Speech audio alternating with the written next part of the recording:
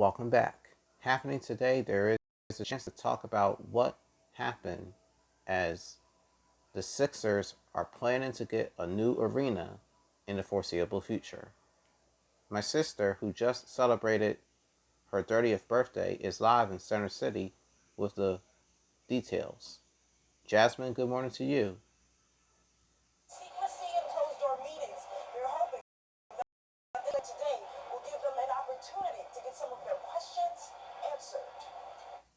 The sign says, "We want to be a great neighbor," but residents, activists, and people who work in Chinatown say 76 Place developers are making the wrong first impression. That was such a underhanded, sneaky stealth move that it was just disappointing. Their frustration stems from being blindsided by a parking refinancing bill at Philadelphia City Council's Finance Committee last week. They claim the bill contains certain language that would help developers move the arena process along by shutting down Filbert Street between 10th and 11th Streets, a vital area in the Chinatown community. How are we going to know what deals are being made behind closed doors? How are we going to know this stuff, right, if nobody is keeping the community members in the loop? Because of this, community organizers will be holding a first-of-its-kind open town hall to talk about the arena's future, 6 o'clock Wednesday night. The bill has since been amended to strike the language removing Filbert Street, but residents we spoke with say this is about transparency. This is terrifying because they are trying to ignore the voice of Chinatown, which a community have a big population of immigrants. They do not put the language access for us. They do not slow down the process. You can see they're putting very urgent meeting together to push this forward.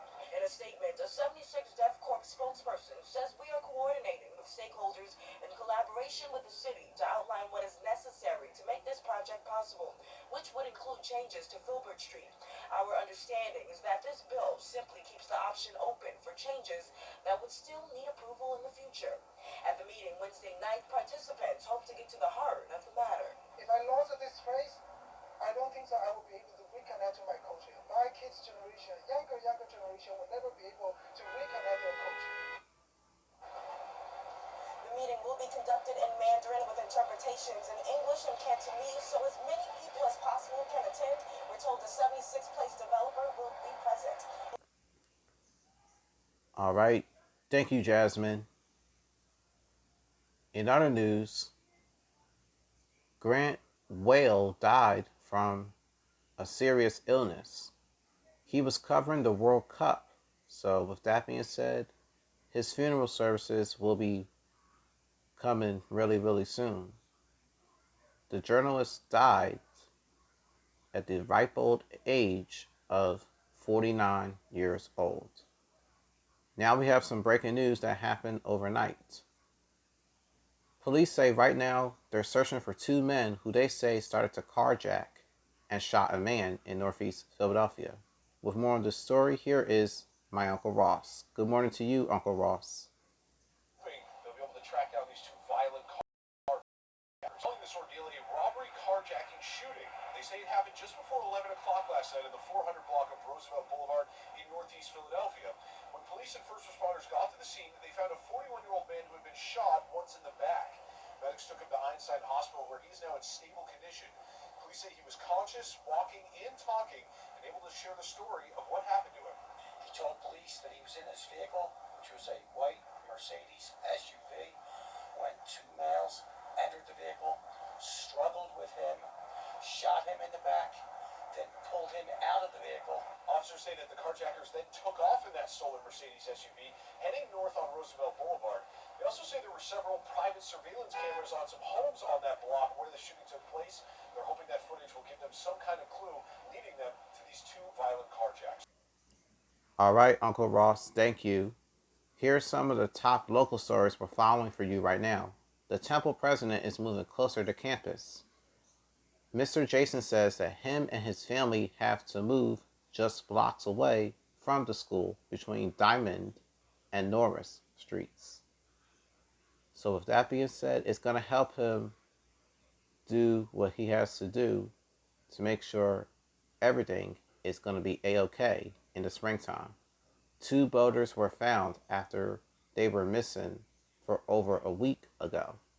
Mr. Joe and Mr. Kevin were on their way from Cape May, New Jersey to Florida as the tanker ran out of fuel.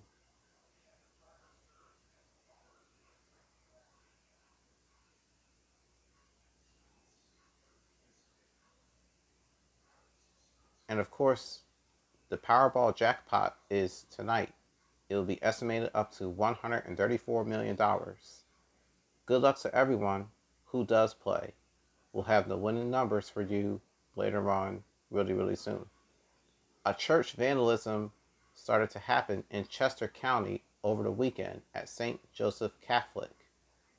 That's in Downingtown, for those of you who are familiar with that area. 4 religious statues were being damaged. If you have any information about the case, call police right away.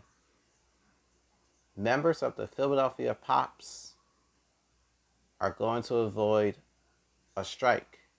And if it happens, well, chances are that they might not play again for some time. I've always loved watching the Philly Pops, but not when it comes to situations like this. Those stories and much more when we come back to CBS News Philadelphia at 9 o'clock. I shall continue after this.